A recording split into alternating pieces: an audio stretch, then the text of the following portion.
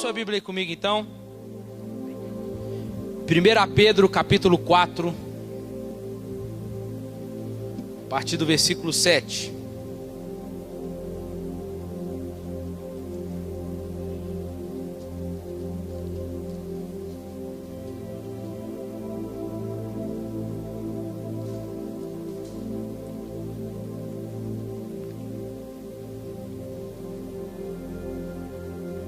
Quem encontrou? Célula.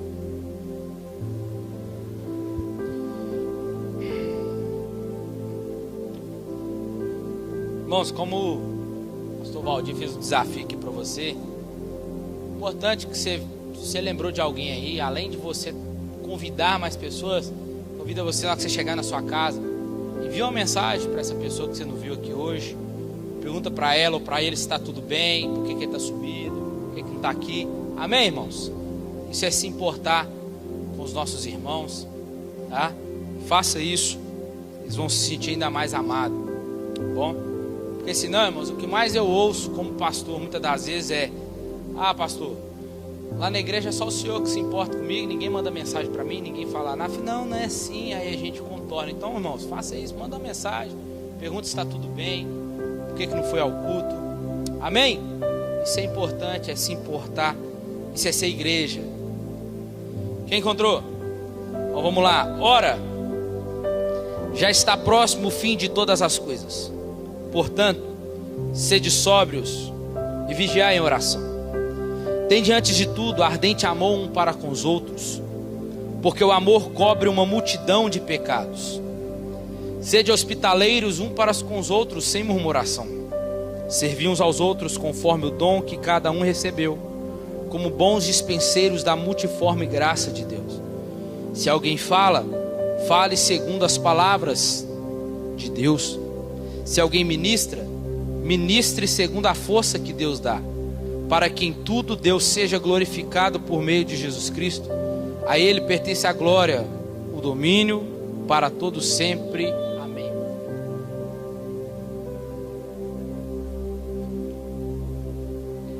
Irmãos, o tema do nosso sermão nessa noite é: o fim está próximo. E eu quero aqui começar diferente o sermão nessa noite com pergunta para vocês.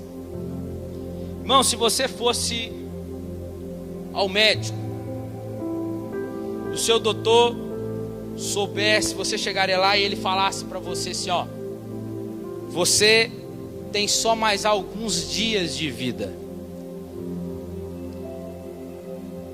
o que você faria com o tempo que te resta?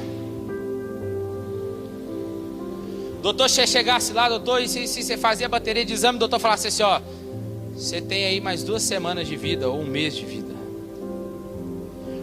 O que você faria com o tempo que te resta? Será que você despediria do máximo de pessoas que conseguisse? Gastaria todo o seu dinheiro? Faria tudo o que quisesse fazer e ainda não conseguiu?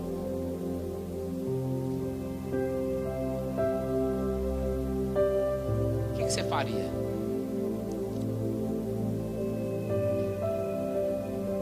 Mas se eu te falar que você tem pouco tempo aqui, e o que você tem feito com esse tempo que te resta aqui nessa terra? Pedro aqui, ele discorre muito bem a respeito do tempo.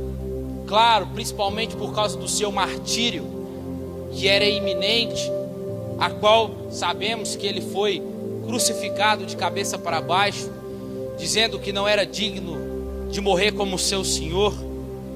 Mas, irmãos, isso tudo contribui ainda mais para o fim a qual ele está ensinando. Mas Pedro quer nos ensinar que a pessoa que crê de coração na eternidade usará o tempo que tem aqui da melhor maneira possível. Não da maneira que deseja, mas como deve se viver. E Paulo vai jogar a luz para nós, é isso que a Bíblia nos ensina, um texto interpretando outro texto. Lá em 1 Tessalonicenses, no capítulo 4, Paulo vai nos ensinar aqui, dizendo: finalmente, irmãos, nós vos rogamos e exortamos no Senhor Jesus que, como recebeste de nós, quanta maneira, porque deveis viver e agradar a Deus, assim andai, para que abundeis ainda cada vez mais. Pois vós bem sabeis que mandamentos vos temos dado pelo Senhor Jesus, e esta é a vontade de Deus para a vossa santificação, que vos abstenhais da prostituição, que cada um de vós saiba possuir o próprio corpo em santificação e honra, não no desejo da lascívia como os gentios que não conhecem a Deus, e que nesta matéria ninguém oprima e engane o seu irmão. O Senhor é vingador de todas estas coisas, como também antes vos dissemos e testificamos. Pois Deus não nos chamou para a impureza, mas para a santificação. Portanto, quem rejeita estas coisas não rejeita o homem, mas sim a Deus que vos dá o seu Espírito. Paulo joga a luz do texto para nós aqui acerca de como nós devemos aproveitar esse tempo que nos resta. Como nós devemos viver, e a forma de viver que ele nos ensina aqui é viver para agradar a Deus, para que entendamos e tenhamos convicção que Cristo está voltando. Temos que ter o desejo de vivermos sempre preparados, entendendo claro que é o Espírito que prepara a igreja, mas igreja esta que está sempre sensível a palavra dele. Igreja essa que está sempre disposta a viver para agradar o seu Senhor. Quer Jesus volte ou quer a morte aconteça na sua vida e na minha, seja quem for vir primeiro, desejamos fazer esse tempo que nos resta o quê? Será que estamos desejando a eternidade? Ou estamos desejando a cada dia mais nos apegar às coisas dessa terra, se apegar a tanto que, se outrora ouvir uma pregação dessa, que Jesus vai voltar e vai nos levar, a gente fala: espera mais um pouquinho aí, Jesus. Irmãos, enquanto estamos aqui, Pedro está também tratando acerca do sofrimento, sobre a felicidade verdadeira e uma falsa, que é uma felicidade hedonista, uma felicidade que é aquela que é busca pelo prazer, é aqueles que se contentam pelas coisas pequenas, terrenas e superficiais que a terra nos oferece. E nós vamos vivendo de forma se gastando todos os dias para obter mais e mais, e vivemos dentro dessa realidade que ele está dizendo aqui, uma felicidade hedonista, porque aquilo que eu busco ter é aquilo que vai me dando prazer, é aquilo que está me dando alegria. Então eu não quero deixar essas coisas aqui. Mas Pedro nos ensina que é uma felicidade falsa, é uma felicidade passageira. E ele está nos ensinando em contraste que somente em Deus podemos experimentar a plenitude de alegria incondicionada. Uma alegria que não está baseada a coisas, a pessoas, a momentos. Mas Pedro está nos ensinando que, independente do sofrimento que estamos passando, ele nos ensina, baseado no que Paulo também ensina em Filipenses, que alegrai-vos. Outra vez eu vos digo, alegrai-vos. Independente da circunstância de sofrimento, a nossa alegria ninguém pode tirar, porque a nossa alegria, ela é incondicional. A nossa alegria, ela vem sempre do Senhor. Então a gente pode conquistar coisas aqui, podemos perder, vamos ficar tristes, mas aquilo não toma o nosso coração. Nós não estamos aprisionados às coisas daqui. E aí no versículo do 1 a 11 do capítulo 4, Pedro falando sobre os propósitos de Deus na vida do cristão. E Pedro, no capítulo 4, aqui ele nos escreve 4 atitudes que nós como cristãos devemos cultivar, se comprometer em cumprir no tempo que nos resta. Aí ele inicia falando no versículo 1 do capítulo 4, talvez aí na sua Bíblia está escrito aí, bem lá em cima naquele título, a vida segundo a vontade de Deus. Mas no versículo 1 ele está dizendo que, do 1 ao 3, ele diz que nós precisamos ter uma atitude militante contra o pecado. O que ele está dizendo? Que nós temos que declarar guerra contra o nosso pecado. Aquele pecado que muitas das vezes nós ficamos domesticando, é contra ele que nós temos que lutar. É levantar guerra, como muitas das vezes nós levantamos, como tem feito aí muitos homens e mulheres no Brasil, na nação. É levantar em guerra, em oração, talvez contra uma doença que você deseja que o Senhor te cure. Você ora, você se consagra, você jejua, em guerra contra aquilo. Assim Pedro está nos ensinando aqui sobre uma vida que agrada a Deus, que nós temos que declarar guerra contra o nosso pecado.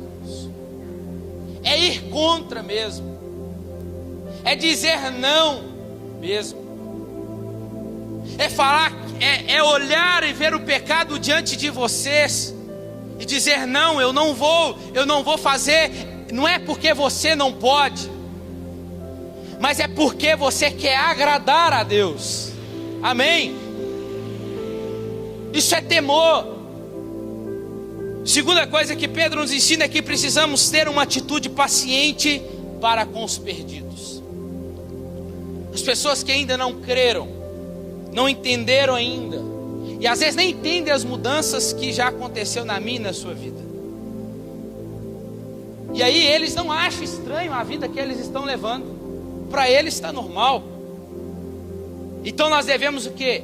Ter paciência com eles, mesmo quando não concordamos com o estilo de vida deles. Devemos ter paciência. É o que Pedro nos ensina. E terceiro, que é o que nós vamos falar aqui, que entra junto com o quarto, que devemos ter uma atitude de expectativa com a volta de Cristo. Além de ter expectativa, a atitude nossa nessa expectativa deve ser fervorosa, junto para com os santos. Amém? Então nós vamos ver Pedro falando aqui, dentro de uma perspectiva do Novo Testamento, que todo esse período entre a ressurreição de Cristo e a sua segunda vinda é vista já como os últimos dias. Quando Cristo ressuscitou, já inicia ali os últimos dias da igreja. Os irmãos da igreja primitiva esperavam que Jesus voltasse no tempo deles. Romanos capítulo 13, versículo 12 diz: a noite já passou e o dia da sua volta estará aqui logo. Portanto, deixe as más obras das trevas e visto a armadura de uma vida direita, como devemos fazer os que vivemos na luz do dia. 1 João 2,18: meus filhos queridos, chegou a hora final deste mundo. Vocês já ouviram falar deste mundo, vocês já ouviram falar do anticristo que vem, e aquele que é contra Cristo. E já apareceram muitas pessoas assim, e isso nos deixa ainda mais convencidos de que o fim do mundo está próximo. Então, se no tempo de Pedro, no tempo de Paulo, no tempo de João, eles já falavam sobre os últimos dias, que é chegado. Então, irmãos, estamos para viver o último dia desses últimos dias. O fim está próximo. E o fato disso ainda não ter acontecido não anula ou invalida as promessas do Senhor. Como em 2 Pedro capítulo 3, que diz assim: sabei primeiro que nos últimos dias virão escarnecedores andando segundo as suas próprias concupiscências, e dizendo: onde está a promessa da sua vinda? Desde que os pais dormiram, todas as coisas permanecem como desde o princípio da criação. Eles de propósito ignoram isto, que pela palavra de Deus, já desde a antiguidade existiram os céus e a terra, que foi tirada da água e no meio da água subsiste. Por essas coisas também pereceu o mundo de então, coberto pelas águas do dilúvio. Mas os céus e a terra que existem agora, pela mesma palavra, têm sido guardados para o fogo, sendo reservados para o dia do juízo e da perdição dos homens ímpios. Mas, amados, não ignoreis uma coisa, que um dia para o Senhor é como 1000 anos, e 1000 anos é como um dia. O Senhor não retarda a sua promessa, ainda que alguns a tenham por tardia. Ele é longânimo para convosco, não querendo que ninguém se perca, senão que todos venham a se arrepender. Mas o dia do Senhor virá como um ladrão, e os céus passarão com grande estrondo, e os elementos ardendo se desfarão, e a terra e as obras que nela há serão descobertas. Irmãos, mesmo que para muitos encontre e digam, dizendo por aí que está tardia a promessa. Eu ouço desde a época da minha avó, da época do meu avô lá atrás, que Jesus está voltando. Irmãos, o fato disso não ter acontecido não anula ou invalida as promessas do Senhor, porque quem falou que vai voltar foi Ele. Amém? E Ele diz lá em Apocalipse 22:20 que eis que cedo venho sem demora. Para nós pode estar aqui levando anos, mas para Ele pode levar talvez 2 dias. Qualquer que seja a interpretação das profecias acerca do fim, todos nós devemos viver na expectativa. O Natal está chegando aí. Como é que você fica? Como é que você já está, né? Na expectativa. Natal está aí, né? Tem que comprar presente, tem que fazer confraternização. Aí tem que preparar roupa. Aonde que eu vou passar o Natal esse ano? Vai ser na casa de quem? Da família, né? Você já começa a criar expectativa. Sim ou não? Qual roupa usar? Tem que começar a economizar. Fazer aquilo. Aí começa você a se preocupar, gerando aquilo na expectativa. Ou quando você vai receber alguém na sua casa, você fica o que na expectativa? E o que você começa a fazer? Arrumar a casa. Arrumar a casa. Esconde o cesto de roupa pra ninguém ver, né?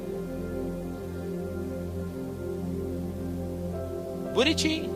Você gerou expectativa para aquele que está chegando. Irmãos, assim nós devemos também acerca da segunda vinda de Cristo, pois o fim está próximo. E como que está a nossa expectativa com a volta dele? Será que nós já estamos aqui hoje já pensando no que nós vamos fazer amanhã? Que roupa que eu vou ir trabalhar amanhã? Onde eu vou almoçar? O que eu vou fazer para os meninos comer? Irmão, você tem que perguntar primeiro se você vai acordar amanhã. Nós temos que gerar expectativa, irmãos, nessa segunda vinda. Que Cristo está voltando, e olhar para nós e vermos como que a nossa vida está. Será que estamos vivendo de forma que agrada a Deus, segundo a vontade de Deus? Porque no versículo 3 ele vai dizer sobre concupiscências, sobre pecados. Como que estamos, irmãos, vivendo?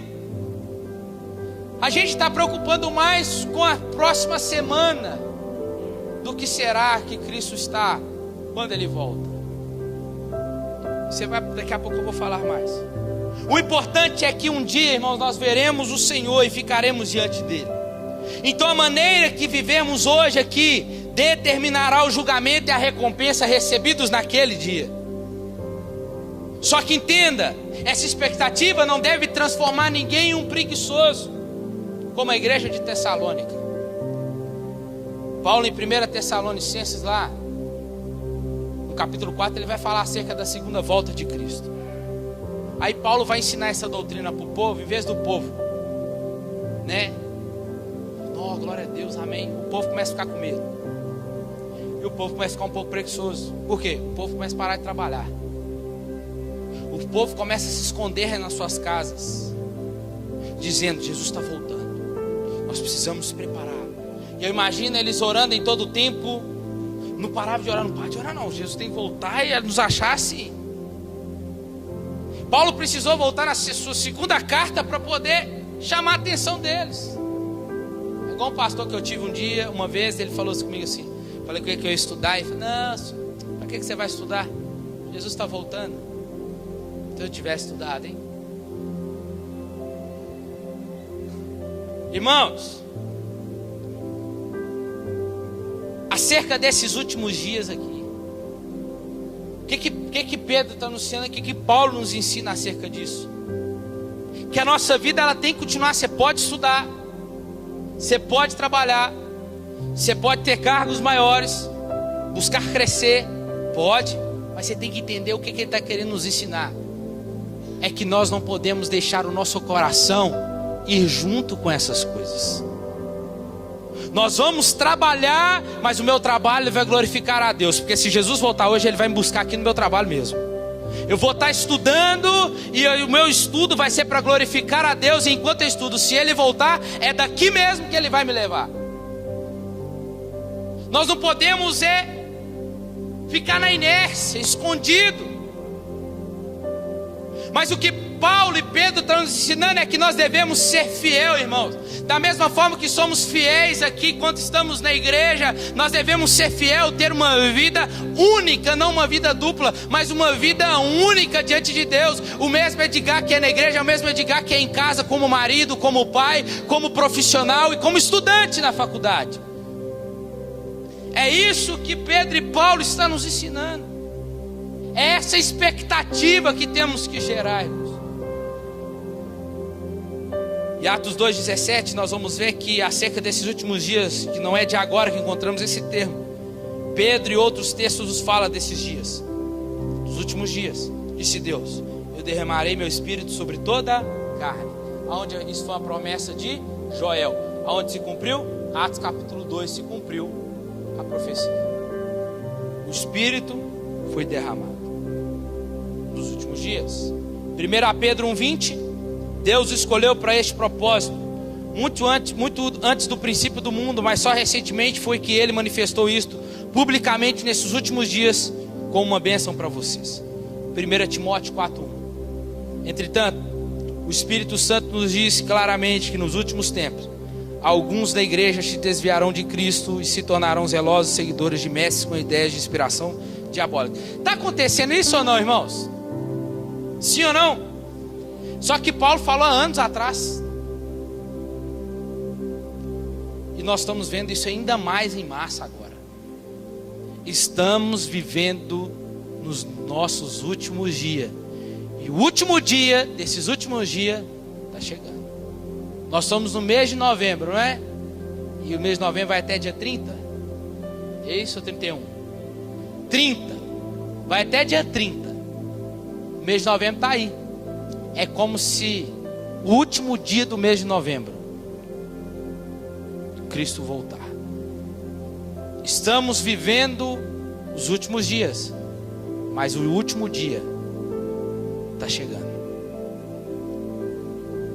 E a questão dos últimos dias, acerca desse sofrimento que Pedro vai nos trazer aqui também, e esse sofrimento que ele nos traz aqui durante o capítulo 4, o sofrimento que passamos nessa vida, não pode nos fazer regressar, irmãos. Não pode nos fazer as tribulações, as tempestades que nos afetam muitas das vezes. Não pode nos fazer regressar. Mas esse sofrimento, Pedro está nos ensinando que tem que ser um combustível, uma motivação para sabermos aguardar a segunda vinda de Cristo. Pedro inicia dizendo: é o fim de todas as coisas.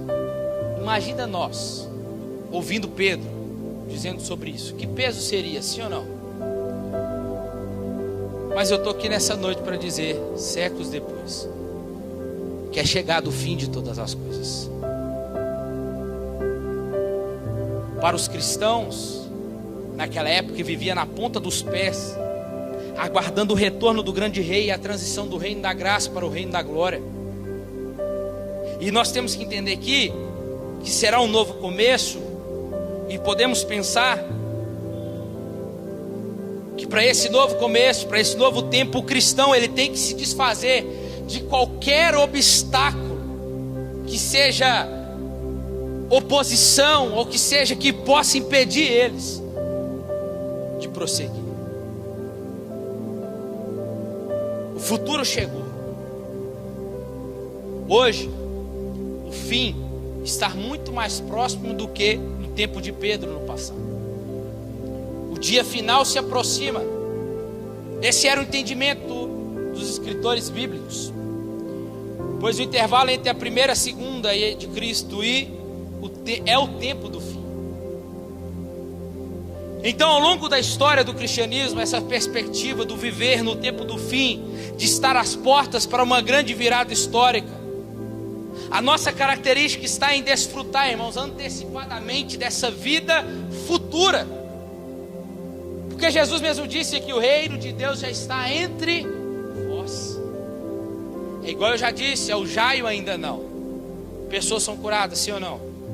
Pessoas são libertas, sim ou não? Pessoas não são curadas. Pessoas ainda não foram libertas. Pessoas talvez não vão ser. Mas escuta, o reino já chegou, mas ainda não em plenitude ainda. Mas o que Pedro está ensinando é que nós podemos já começar a desfrutar desse reino que já chegou. Nós podemos desfrutar, irmãos. Ou seja, ter a capacidade de viver a vida presente sobre um olhar no futuro. Esse desejo que muitas das vezes nós temos de querer o céu, você acha que vem de quem? Você acha que vem de quem? Do Espírito Santo, que vai gerando isso em nosso coração. Precisamos, o que Pedro nos ensina, que nós precisamos de duas coisas: ser sóbrios e vigiar em oração. A oração é sede de Deus. Portanto, criteriosos, sóbrios, significa ser sede comedidos, tendo sempre clareza, estabilidade mental. E a oração aqui que Pedro nos ensina não é uma oração passiva, é uma oração ativa. É você orando com propósito. É você orando especificamente por algo. Talvez, para falar melhor aqui, o termo seria, por ser sóbrio, é manter-se a cabeça no lugar. Trata de uma ideia aqui, de uma advertência sobre ideias tempestuosas acerca dos últimos dias, que podem causar desequilíbrios na nossa vida. Pedro está dizendo, quando você orar, ora com sobriedade. Ore com a cabeça no lugar. Não fique preocupado, mesmo que as circunstâncias adversas venham e tentam nos desequilibrar. Pedro fala, sede sóbrio, coloque a cabeça no lugar e ore. Ser sóbrio é ser intelectualmente sensato. E não deixaremos ser levados por qualquer outro tipo de interpretação que vier acerca disso. Podem marcar datas acerca da volta de Cristo, mas você não vai ficar desequilibrado, irmãos. Pode acontecer o resultado das eleições que aconteceu, independente se teve fraude ou não, irmão. Você tem que entender que a sua preocupação não pode vir das coisas desse mundo. Isso não pode desequilibrar a vida do crente. Sabe o que é que tem que fazer? É nos fazer voltar para o nosso lugar de posição correta. É qual? De oração. É você ficar inconformado com o que está acontecendo. Você se volta para o seu lugar. Qual lugar? De manter a cabeça no lugar e orar. Esse é o nosso papel, irmãos, de cristão. Porque as orações, irmãos, para que as orações não se tornem confusas, porque uma oração confusa indica uma mente confusa.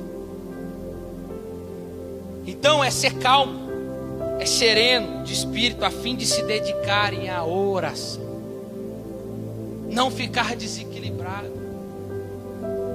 Muitos de nós ficamos tristes depois de domingo, Mas a gente tem que entender o que Paulo diz lá em Filipenses capítulo 3, versículo 21, dizendo que a nossa pátria não está aqui, a nossa pátria está nos céus, de onde nós esperamos o nosso Salvador. E é aí que nós temos que lembrar, irmãos, e se voltar para o Senhor. A igreja precisa se mostrar sóbria, e a ênfase de Pedro aqui sobre a esperança e a glória de Deus deve servir de encorajamento para a nossa fidelidade hoje, tanto no trabalho, aonde Deus nos confiou, colocando nas nossas mãos, a fim de que nós venhamos fazer o melhor possível no tempo que nos resta. Você não sabe quanto tempo te resta. Eu não sei. Mas como estamos vivendo? O que estamos fazendo nesse tempo que nos resta? É preciso viver à luz da volta de Cristo.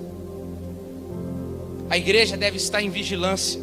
Estar em vigilância é estar em alerta. É ter domínio próprio e não dormindo. E quem diria, né? Quem pode falar de dormir senão o próprio Pedro? Ou não é?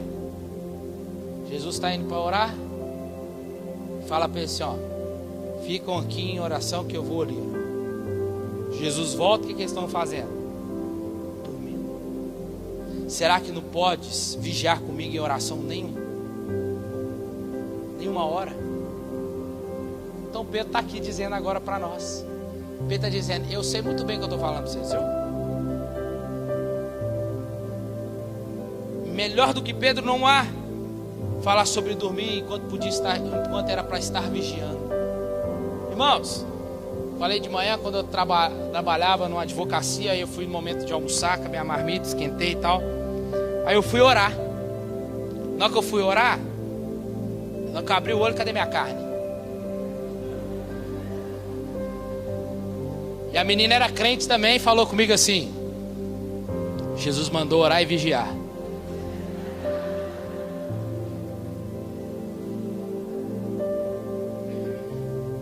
Perdi, mas ele não dividiu a carne.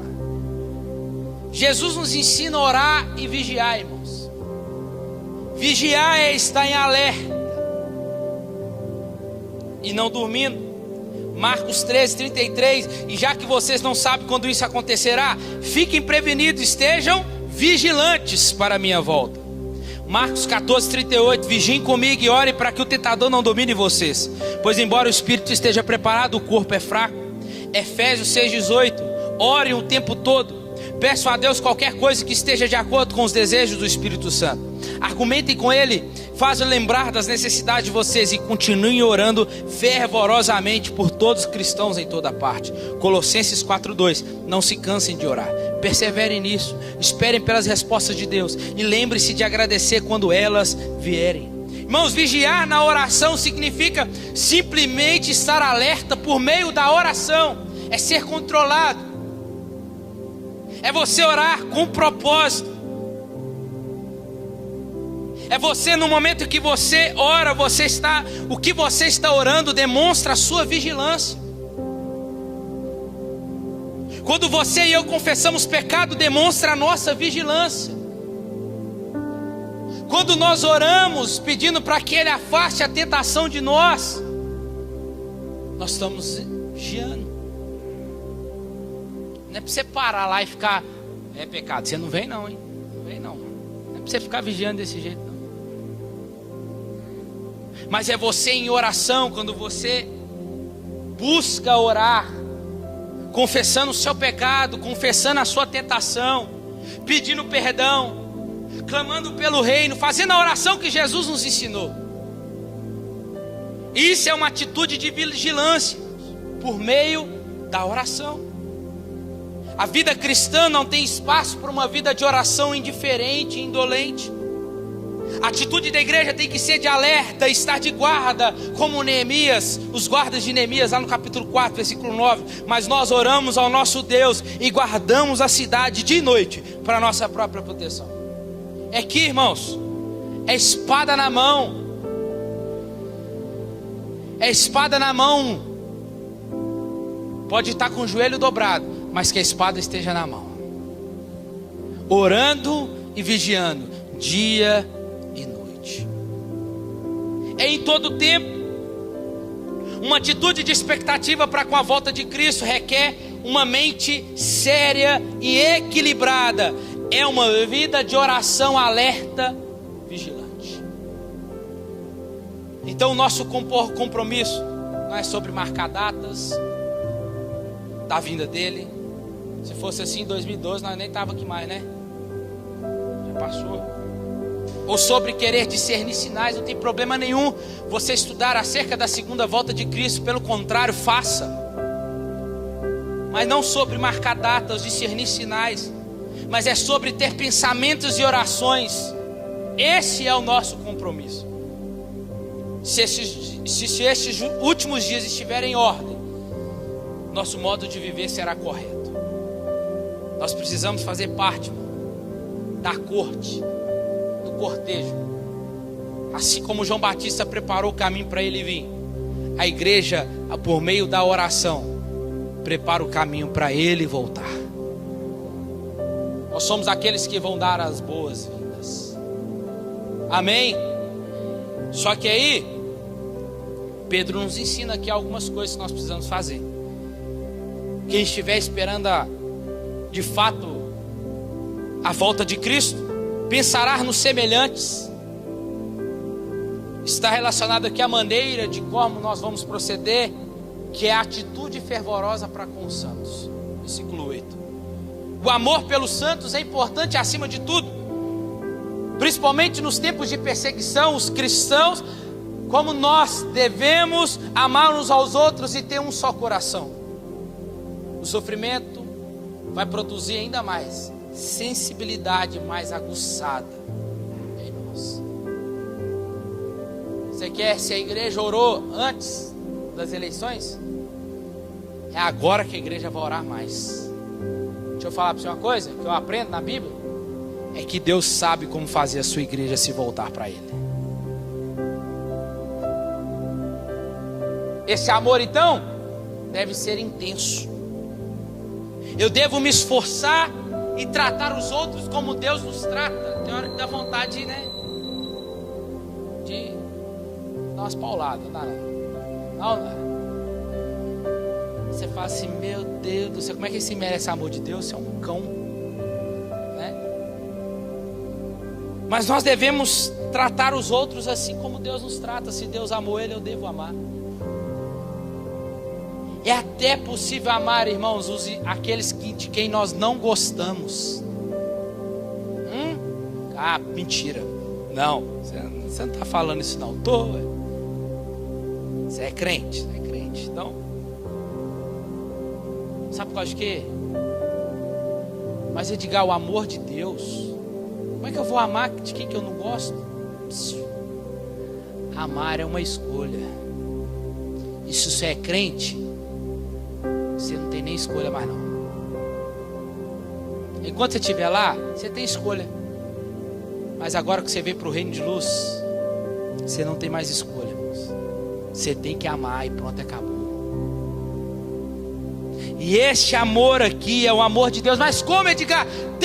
Se você nasceu de novo, Romanos capítulo 5, versículo 5 diz que o amor de Deus já foi derramado em nossos corações por intermédio do seu Espírito Santo. Você não ama porque você não quer mesmo. O amor, além de ser intenso, deve ser pronto a perdoar. Perdoar é uma escolha e não um sentimento. Não, eu não senti ainda de pedir perdão. Aí morre. Amava tanto. Me perdoa. Não, irmão, não está nem ouvindo mais não. Acabou. Flores, é flores em vida, não na morte. Então não tem como. Pede perdão agora. Se humilhe. Não é os humilhados serão exaltados, é aqueles que se humilham é que vai ser exaltado. Mas não foi eu que fiz, não foi eu que falei, não foi eu que briguei, a culpa não foi minha. Problemas. Você quer falar com Jesus? Jesus vai falar isso para você. O problema é seu, filho. Perdoa. perdoa, dá a outra face. Me perdoa. Não é chegar então, eu estou vindo aqui, aquele dia você sabe, não foi culpa. Não. Para de argumentar, você quer justificar o seu perdão também. Não. Você vai chegar e falar assim: me perdoa em nome de Jesus. Sabe por causa de quê, irmãos? Porque a falta de perdão vai gerando raiz de amargura, e quem vai sendo consumido por essa raiz é você mesmo. Aí Jesus nos ensina, aí a gente fica lá: vai, perdoa pelos meus pecados. Se Jesus falasse que você naquela hora falasse assim: mas você não perdoa quem está te ofendendo? Perdoa pelos, Senhor, perdoa, assim como nós temos perdoado aquele que nos ofendeu. Se Jesus falasse que você na hora para dar naquele quarto lá que você, hein? Que foi? Oi? Mas escuta, Jesus condiciona o perdão, irmãos, o resultado da sua oração ao perdão. Porque no final da oração lá do Pai Nosso, principalmente em Lucas, ele fala assim, ó, depois que ele fala: porque o teu reino, o poder para todo sempre, amém. Lá no finalzinho ele fala assim, ó: mas se não perdoardes o vosso irmão, o Pai também não perdoará vocês. Jesus está condicionando aqui o resultado da sua oração, se essa oração vai chegar ou não, ao perdão com o seu irmão. Aí agora você está aí perguntando por que sua oração não foi respondida. Está explicado. Perdoar, irmãos, não é um sentimento. Não fique esperando você sentir. Olha o que João vai dizer na sua primeira carta, capítulo 1, versículo 9. Aquele que diz que está na luz e odeia o seu irmão até agora está nas trevas. E aquele que ama o seu irmão permanece na luz e nele não há nenhum tropeço. Mas aquele que odeia o seu irmão está nas trevas e anda nas trevas, não sabe para onde vai, porque as trevas lhe cegaram os olhos. Quem é você? O amor cristão. Esse amor, se você quer encontrar com Jesus, perdoa. O amor cristão deve redundar em serviço. Somos mordomos de Deus. Ele nos confiou dons a fim de que sejam empregados para o bem da sua igreja e servir com fidelidade a ela. Então, sabe o que a gente passa a ser? Entendendo o tempo do fim, a gente começa a parar de olhar menos para nós e começamos a olhar mais para o próximo. Começamos a ser mais misericordiosos. Nos tornamos mais sensíveis, tolerantes, amáveis e generosos. É isso que a vinda de Cristo tem que fazer conosco. Nós devemos abrir o nosso coração. O amor cristão existe para que nós venhamos enxergar tanto espiritualmente como materialmente. Até aquele que não é digno, você acha que você é digno do amor de Deus, irmão? Eu e você não somos, mas Ele nos amou, e nos amou primeiro. E ainda muitas das vezes esse amor não é correspondido. O que você faria no lugar de Deus? Se com uma mensagem do WhatsApp que a pessoa não te responde, 2 minutos você já está bravo? Imagina com amor não correspondido. Como é que Deus está em relação ao seu amor para com Ele? Filhinhos, 1 João 3,18: não ameis só de palavras, mas o quê? Mas por obras, ação e em verdade. Pedro diz que esse amor deve ser intenso na manifestação e protetora de Deus. É óbvio que nós podemos entender que o amor, esse amor cobre uma multidão de pecados, diz o texto que nós lemos, mas a culpa nós não podemos remover. O que Pedro está nos ensinando? Que em vez de nós apontarmos o dedo e julgar quando o outro caiu, porque o amor não é convivente com o pecado, complacente, não é. Mas esse amor que está em nosso coração é quando vê o outro falhando, caindo, você se entristece, você fica mal, sabe? Você não se deleita em expor o pecador, antes você fica triste em ver o irmão pecar. Aí entra outra parte, versículo 9, que nós devemos ser hospitaleiros. Do grego aqui é ser amigo dos estranhos. É ser amigo de quem que você não gosta, mesmo que você nunca conheceu, você já teve um pré-conceito dele ou dela. E fulano, não gosto dele não. Você já comeu com ele alguma vez? Não. Como é que você não gosta dele? É porque fulano falou. Me ajuda aí, né? Vocês não é crente não. O amor cristão deve ser prático, irmão. Compartilhar a generosidade, demonstrando a hospitalidade. Por que não falar do bom samaritano? Jesus, como é que se dá esse amor ao próximo? Como é que é isso aí? Aí Jesus falou assim: um homem pelo caminho, um judeu, Lucas capítulo 13, está descendo, um judeu. Jesus é muito esperto, né, irmão? Jesus é maravilhoso, fenomenológico. Está descendo um judeu. E aí os salteadores deixa ele quase morto na beira da estrada, diz o texto. Diz o texto que deixa ele quase morto. E aí passa o sacerdote, mas passa de largo, não quer nem saber. Olhou, deve estar morto. Status, levita, olhou e está morto, embora. Mas aí Jesus faz questão de falar: aí vem um samaritano, bom samaritano, chega, olha. E aí diz o texto que ele chega perto. E o texto fala assim: viu que ele estava quase morto. Como é que ele percebeu que estava quase morto? Porque ele chegou perto. E quando ele chegou perto, ele não fala assim: opa, não, ele chegou perto, deitou azeite, deitou vinho, atou as feridas, pegou ele, colocou ele no seu cavalo, puxou ele, levou até a estalagem, deixou ele lá e falou assim, ó, com o dono da estalagem: tudo o que ele gastar, quando eu voltar, eu pago. Escute isso aqui. Jesus faz questão de falar do judeu samaritano, que eles não se davam. Jesus coloca um samaritano cuidando de um judeu. Deixa eu te perguntar, deixa eu falar para você uma coisa. Quando Jesus voltar, ele não vai querer saber quantos carros você seguiu, se você deixou um Adidas, se você não deixou, se você tinha um bom nome.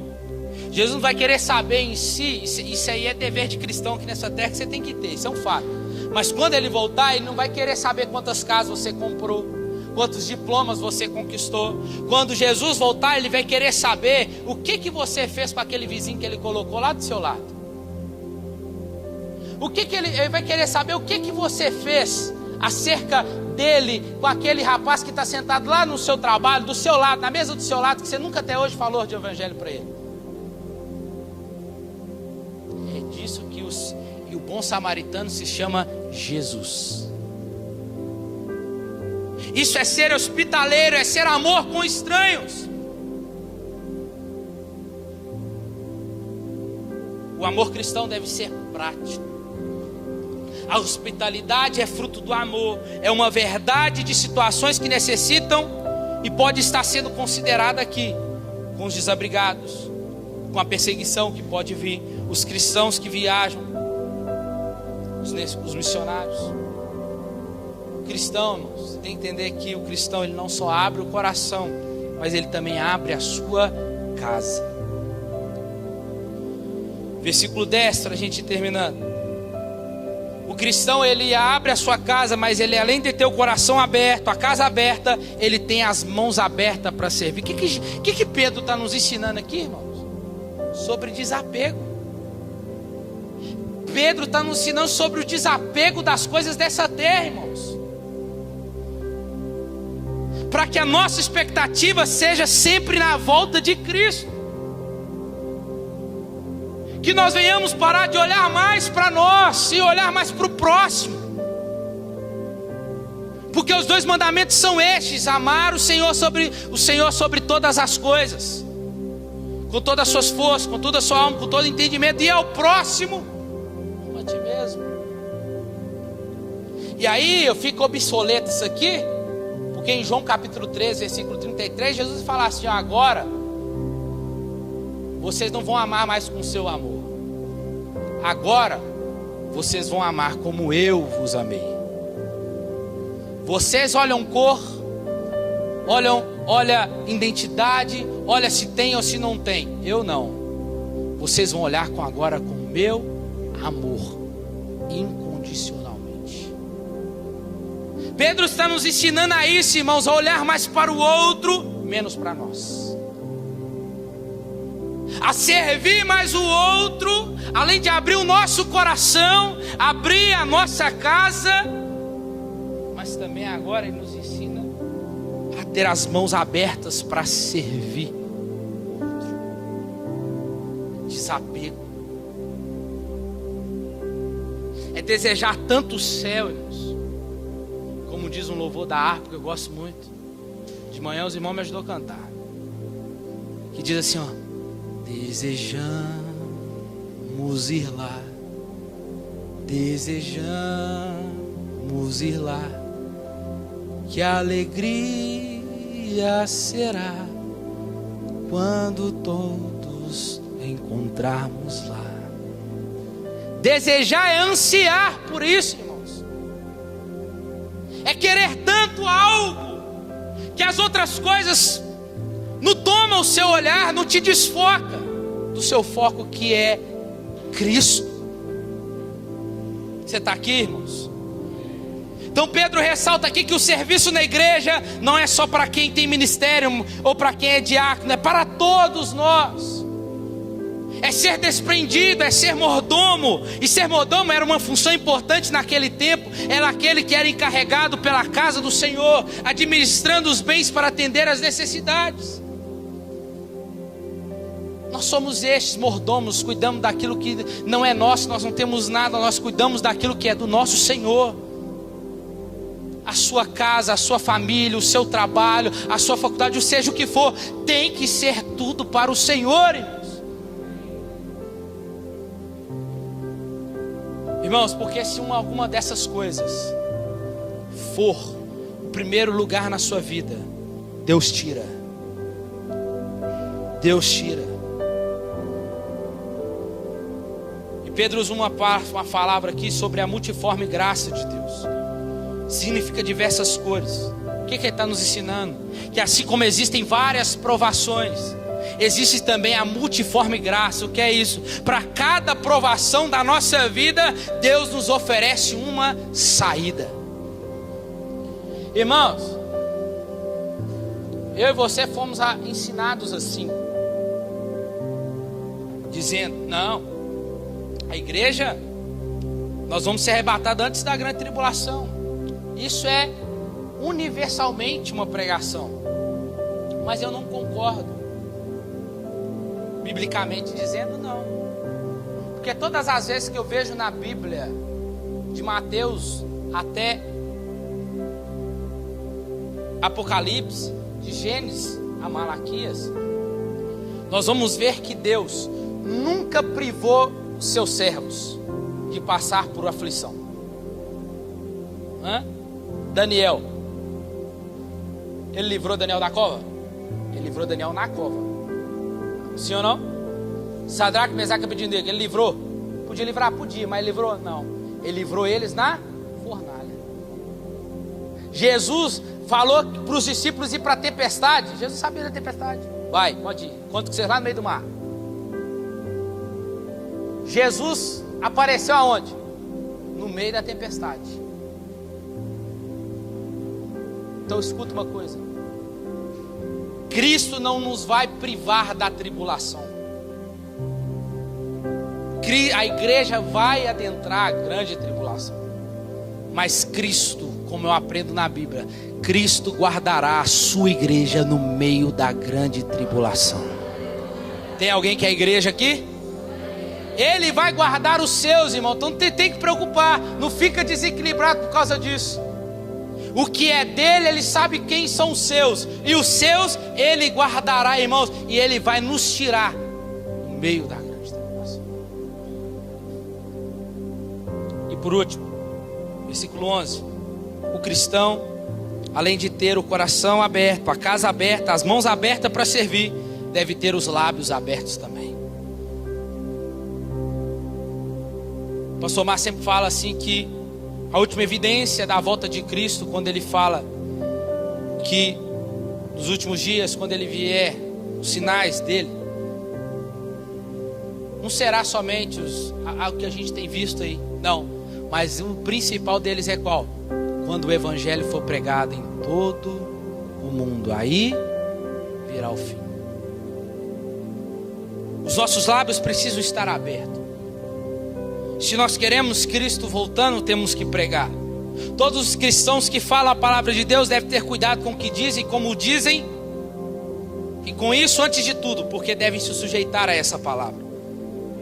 Deve falar não o que pensa, mas de acordo com os oráculos de Deus, disse o 11 aqui. De acordo com as escrituras, nada mais. Não é sobre o que você pensa, sobre a sua opinião, mas é o que a escritura diz. Devemos ensinar todo o corpo acerca da verdade divina, conforme está revelado aqui. E devemos depender de Deus, irmãos, e falar com sobriedade, com autoridade, porque aquele que não ordena santidade, prática aos crentes, não fala como o oráculo de Deus. O cristão não gera a mensagem, ele a transmite. O pregador é aquele que primeiramente escuta a Deus e depois fala aos homens. E se alguém administrar desprezo, administre segundo o poder que Deus vos dá. Qualquer que seja o serviço, ele deve ser realizado, lembrando que tudo vem de Deus. É a bondade de Deus que supre a sabedoria da mente, dá força no corpo aos recursos materiais. Sempre, irmão, que um homem consagra-se a si mesmo, e tudo que é seu consagra ao Senhor, Deus é glorificado por meio de Cristo. Visto que a finalidade principal do homem é glorificar a Deus e gozar dele para sempre. A quem pertence a glória e o poder para todo sempre. Finalmente, Pedro diz que tanto aqueles que servem à mesa, no servir, quanto a diaconia da palavra, no falar, tem um único propósito: que Deus seja glorificado. Consequentemente, aqueles que pregam buscando glória para si mesmo estão em total desacordo com o ensino do apóstolo Pedro. O fim, irmãos, está próximo. Que venhamos ser mais criteriosos na nossa vida, sermos mais sóbrios na nossa vida cristã e ao nosso próximo. Irmãos, imagina aqui agora comigo. Estou terminando, tá? Você vai pegar um voo. Imagina que você vai para fora do país. Pensa aí no país que você quer muito conhecer. Paris, Londres, seja qual for. Só que a sua viagem é para outro país. Outro país, talvez você está indo a trabalho. Você está indo a trabalho,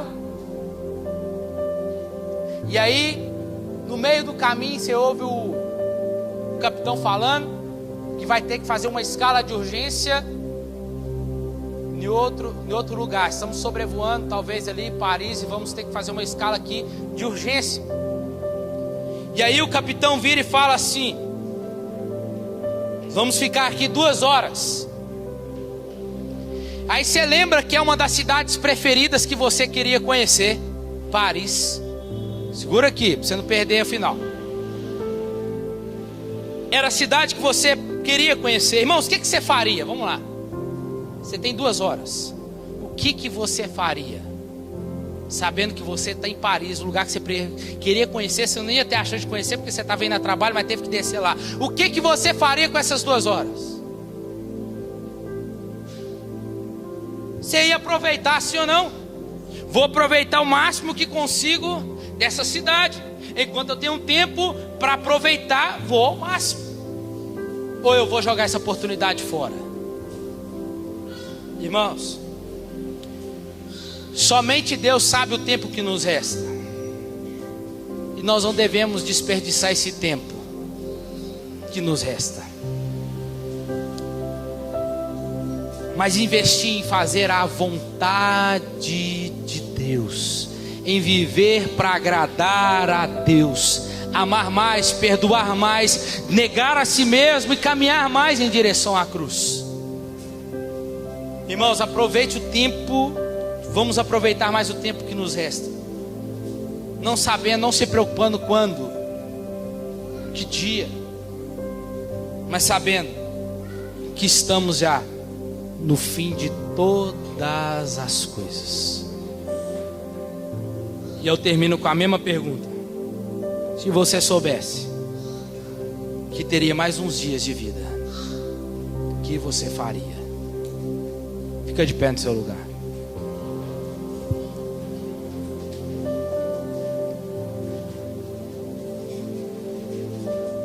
Coloque a mão no seu coração, irmão.